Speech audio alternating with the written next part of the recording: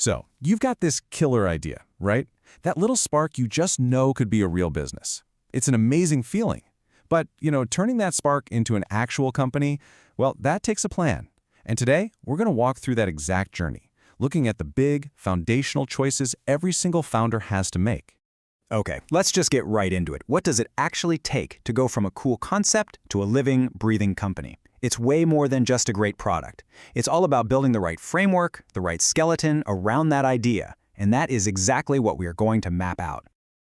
Every great business starts somewhere, and a lot of the time it looks just like this, a page of messy, ambitious, kind of chaotic notes. We're actually going to use these notes as our roadmap today, turning all these scribbled ideas into a clear, structured guide for anyone who's thinking about building something new. So, you've got the idea locked down. Now what? Well, the very first, and you could argue the most important decision you're going to make is about the legal structure of your business. This one choice impacts everything: your taxes, your personal risk, all of it. Let's start with the absolute simplest option. This is the classic one-person show. As a sole proprietor, you are the business. There's literally no legal difference between you and the company. It's the fastest, most straightforward way to get up and running. But that simplicity, it definitely comes with some serious strings attached.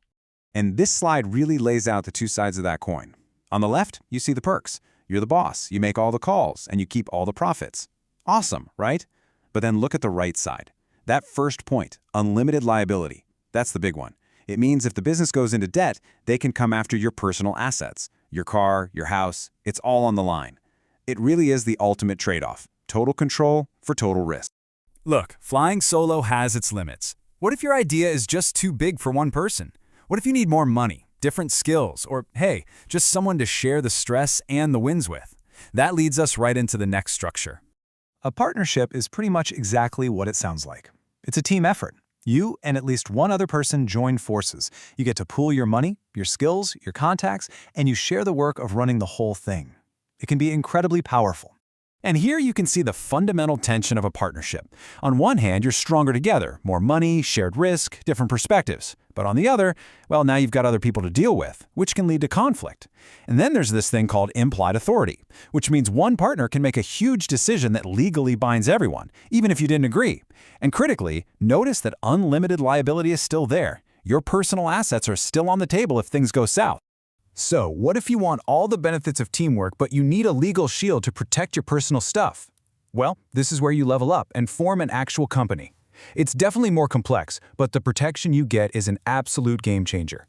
Now, this is the most important concept to get. A company or a corporation is considered an artificial person in the eyes of the law. It can own things, it can sign contracts, it can get sued, and crucially, it can go into debt all by itself. This creates a solid legal wall between the business's finances and your personal finances. So how do you actually create this legal person? It really boils down to 3 stages. First is the promotion phase. That's all the brainstorming and planning. Second is incorporation. That's the official paperwork, the legal birth of your company. And finally, there's capital subscription, a fancy term for raising the money you need to actually get the doors open and start operating. Okay, you figured out your legal structure. Now for the fun part. Where is this business actually going to live? The physical foundation, your location, your office, your factory, that's the next huge piece of the puzzle. Choosing the right spot is so much more than just finding a good deal on rent. You have to think like a strategist. Can you actually find skilled people to hire in that area? How easily can you get your supplies in and your final product out? Are there any local government policies that could help you out? And how close are you to the people who are actually going to buy your stuff? And once you've picked your spot, you've got to design the inside. Plant layout is all about arranging everything, from desks to giant machines, in a way that makes the workflow as smoothly as possible. A brilliant layout makes everything efficient and easy. A bad one creates bottlenecks, confusion, and just total chaos. So what happens after a business is up and running and doing well? The game shifts. It's not just about survival anymore, it's about growth. And one of the biggest ways to scale up is to join forces with other companies. This is a whole other level beyond a simple partnership. This is a big strategic move where businesses merge together or one acquires another one. The goal is usually to get a major competitive advantage, break into a new market, or just become way more efficient than either company could be on its own. And these combinations can look very different. For instance, cartels are when separate companies secretly team up to control prices, which, by the way, is usually illegal. A holding company is like a parent corporation that doesn't make anything itself, it just owns other companies that do.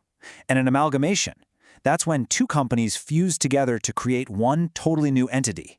They're all different tools for massive growth. Sometimes this strategic thinking gets so big, it goes beyond just one or two companies and affects an entire industry. That's called rationalization. It's like a huge reorganization to get rid of waste across the board. Closing old factories, standardizing parts, and trying to make the whole industry more modern and profitable for everyone. Wow. Okay, we have covered a lot of ground. We've gone from a single person with an idea all the way to massive industry-wide changes. So now, let's just zoom out for a second and see how all these different pieces actually fit together. This mind map really says it all, doesn't it? Choosing to be a partnership directly impacts your financing. Your choice of location affects your day-to-day operations. Your long-term strategy for growth might lead you to merge with another company.